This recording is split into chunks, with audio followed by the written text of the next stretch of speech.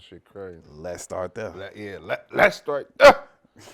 Now look, let's start with these different whoops, bro. Oh man. Cause we got Hitmaker in here. All right. Now what's up with you and Tink, bro? We've been seeing all these whoops all over the internet. Now what's going on with you and Tink? Let's start there. Let's start right fucking now. Hitmaker. Is that a direct question? What you mean?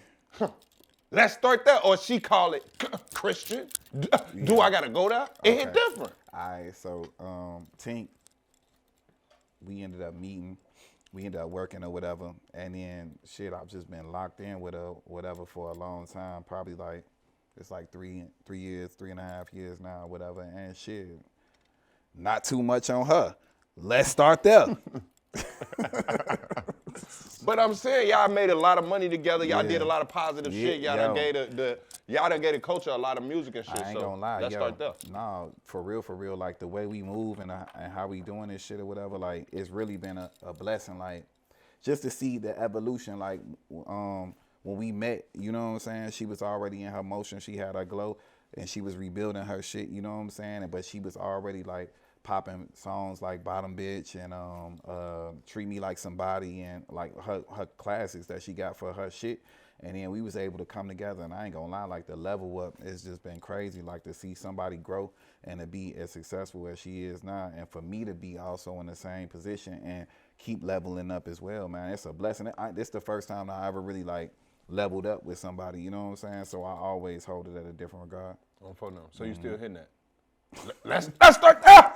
Let's start there. Nah, man. Now we is on whoops, bro. No. So you ain't hitting that no more? No. You ain't hitting Tink fan ass. Do we gotta go there? It hit different. Nah, I'm just the executive producer, man. Okay, executive my ass. Okay, let's start there. Now look, Masika, do I gotta go there? It hit different when we switch to love and hip hop, bro. Do I gotta go there? Oh wow. Nah. Break that shit down. Break this shit down. You wanna know what's so crazy, J man? Like it's like I'm really like a young OG in this shit. Like, cause we talking about something. You know, love and hip hop for me. When we did it, we taped it. That shit was 2013. Let's start there. It was 11 years ago, bro. What was you doing 11 years ago? I don't know. Let's start there. Okay. So this the whole whoop though. So you talking about just Masika or love and hip hop in general? Both.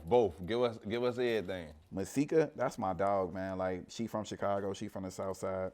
We initially, you know what I'm saying, was never had no type of, we were just cool friends. Like, it's rare that when So you trying to say you not hitting that? That's what you trying to. Come on, man. It's over 10 years ago. Let's start there and let's stay there. So it don't count. So nah, stop. That's my dog. I'm telling you, I'm explaining you something. You know what I'm saying? Like, it's viral regardless, so I ain't gotta do that, but we gonna explain it. You know what I'm saying? But let's start there. So shorty, she from the crib. She super cool. We used to just link up, drink, smoke, or whatever, and like we like super cool. Like she one of them ones that's from the crib that like could be a nigga. You know what I'm saying? It is rare to find one of them, and shit, we all Gucci, man. Like I haven't spoke to her or seen her, whatever. Like that was a crazy time. That was like a different energy that was going on back then or whatever. But man, like I haven't seen her in a long time, but I see she doing well, you know. So I'm happy for her.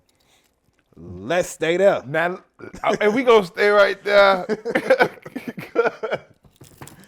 Nah. You know I do got these whoops in here, bro. Oh man, nah. Harriet Tubman died for this shit, and you ain't trying to eat these whoops, bro. What do Harriet Tubman got to do with the whoops? Look, bro. Harriet Tubman got everything to do with these whoops. Why? Because I'm a black man with my own whoops. You think she ran with no shoes on for no reason? It hit different. So you light skinned, you was a house slave. It hit different. Let's start there. You don't appreciate this shit. Let's start there. And you dark skinned? Do your homework.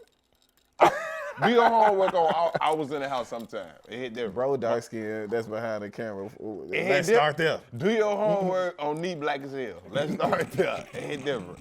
Let's start there. Now look, let's get right into these different whoops.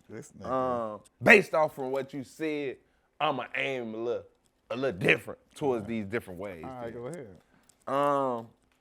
But look, with your rich ass, since you came up, now look, how did you go from being Young Bird to Hitmaker? What like how did you change what made you change your name? Like how did you come? Like Yo, so look, I ain't gonna lie, like I'm a studio like fucking like junkie. I'm always here 24/7. That's why I ain't really got no real personal life, cause niggas just really in a studio and it's hard to do that. So I always been that way and I always been making dope shit.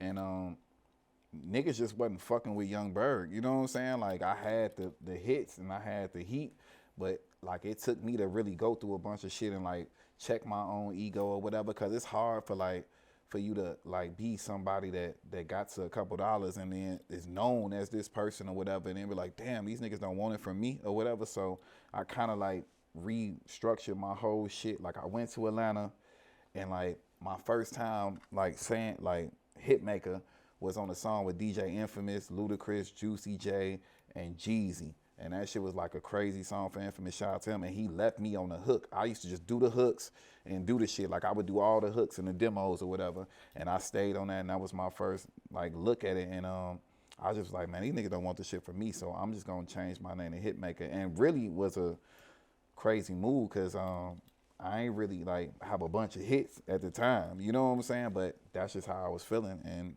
God was just good. Ran with that shit. And that Hell shit yeah. I ain't gonna lie. Wait, yeah, because that's how the whole love and hip hop shit and all the shit came to fruition. Like, boom, I'm doing a bunch of different shit.